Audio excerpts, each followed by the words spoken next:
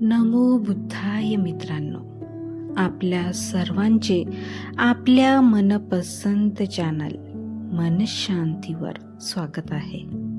आपण मिलिंद प्रश्न ह्या ग्रंथाचे वाचन करीत आहोत. चला तर सुरू करूया आजच्या वाचनाला.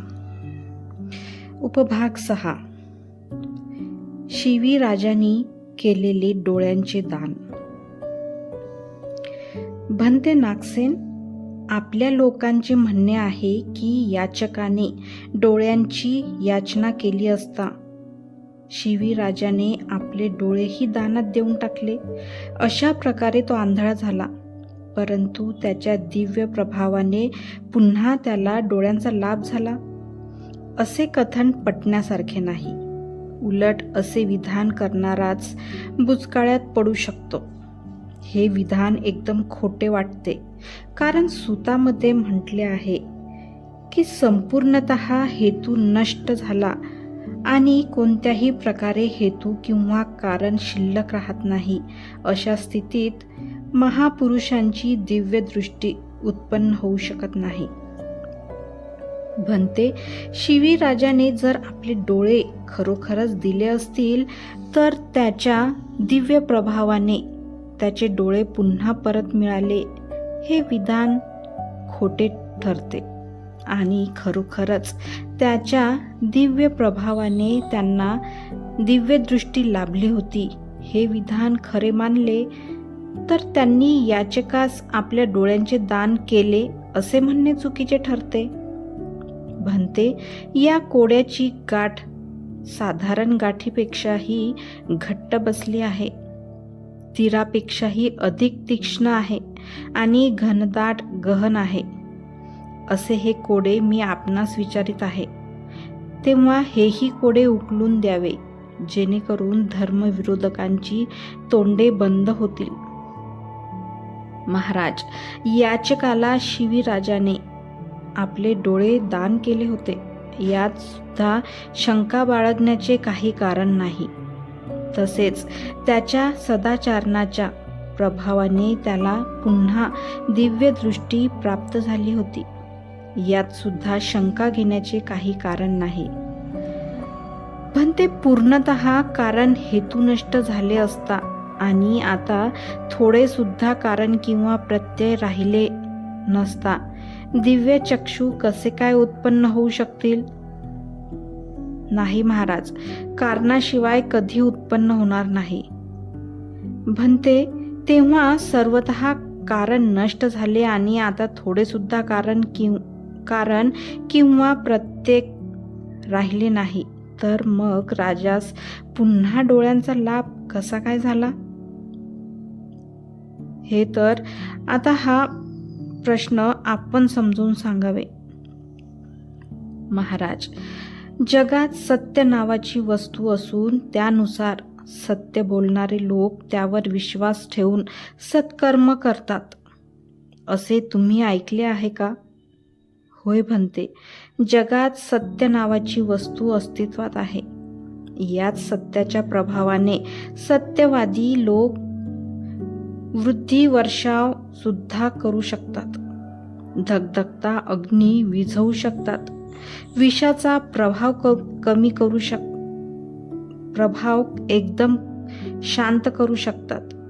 याशिवाय अशाच प्रकारे इच्छेनुसार अनेक कर्म करू शकतात. महाराज, हीच बाब शिवीराजाच्या बाबतीत सुद्धा लागू पडते. शिवीराजाने दिलेले डोळे पुन्हा त्यास मिळाले, हा सर्व सत्याचाच प्रताप होता. जरी त्यात दृष्टी प्राप्तीकरिता आवश्यक कोणतेही कारण राहिले नसले तरी पण सत्याच्याच प्रतापाने ही घटना घडली होती. या बाबतीत सत्य हेच पुन्हा दृष्टी प्राप्तीसाठी कारण समजले पाहिजे. महाराज, जे फार मोठे सिद्ध पुरुष असतात त्यांनी जर वृष्टी वर्षाव हो असे म्हटले की वृष्टीचा वर्षाव होऊ लागतो. हे सर्व त्यांच्या सत्याच्या प्रभावानेच पडते. त्यावेळी आकाशात वृष्टीवर्षा होण्याची सर्व लक्षणे म्हणजे ढग आणि ढगांचा गडगडाट तयार असतात का, ज्यांच्यामुळे वृष्टीवर्षा होत असतो? नाही म्हणते. तेथे तर वृष्टीवर्षा करावयास त्याचे सत्य बल हेच एक कारण होते. महाराज, येथे शिवी राजासंबंधी कोणतेही साधारण नैसर्गिक कारण नव्हते, तर तेथे कारण केवळ शिवी राजाच्या सत्याचा प्रताप होता. महाराज, एखाद्या मोठ्या अभिज्ञाशक्ती प्राप्त केलेल्या सिद्ध पुरुषाने म्हटले की हा धगधगता अग्नी शांत होऊ, आणि त्याबरोबर धगधगता अग्नी ज्यांच्या ज्वाला आकाशाला भिडू पाहत होत्या, परंतु क्षणात एकदम शांत थंड होऊ शकतात. तर काय महाराज, अग्नी थंड होण्याची जी कारणे असतात, काय ती आधीपासूनच तेथे उपस्थित असतात? नाही म्हणते. तेथे केवळ त्याचे सत्य बळच अग्नी विझविण्याचे कारण आहे. महाराज, या उदाहरणाप्रमाणेच शिवीराजाचे डोळे दान दिल्यानंतर पुन्हा त्यांची प्राप्ती होण्यासाठी केवळ त्याचे सत्यबळ हेच कारण होते. महाराज, काही असेही अभिज्ञाप्राप्त सिद्ध पुरुष असतात की ज्यांनी हे विष शांत हो असे म्हणताच त्या विषाची प्रखरता तत्काळ कमी होते. तेव्हा विषाची प्रखरता कमी होण्याची कारणे तेथे आधीपासूनच उपस्थित असतात का? नाही म्हणते. तेथे फक्त सत्याचा प्रताप हेच एक कारण असते. महाराज, याप्रमाणेच शिवीराजाच्या डोळ्यासंबंधी देखील त्याच्या सत्याचा प्रताप हेच एक मात्र कारण होते.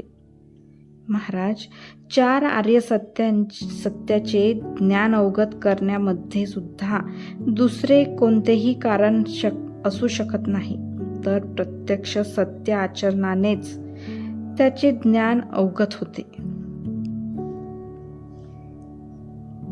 उपभाग 1. चीनी राजा. महाराज, चीन देशात एक राजा आहे.